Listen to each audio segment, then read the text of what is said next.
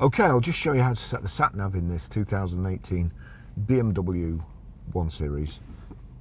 Over here, if I click map there, it shows you where we are. I like driving with that on, especially if I'm in an unfamiliar place, because it shows me when there's a bend coming up. I don't drive fast, but if it's a country lane, you like to know what's ahead of you. So navigate. So navigation here, you've got quick search, set home address, recent destinations, address input, points of interest, address input.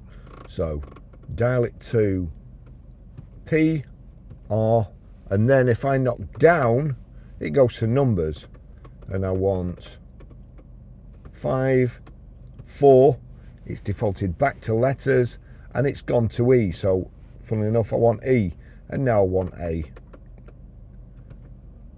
And then OK in the center, click OK, PR5, 4EA, yes, start route guidance. So I wind that down to the bottom, start route guidance. Please leave the roundabout at the third exit onto Cambridge Street. That's it.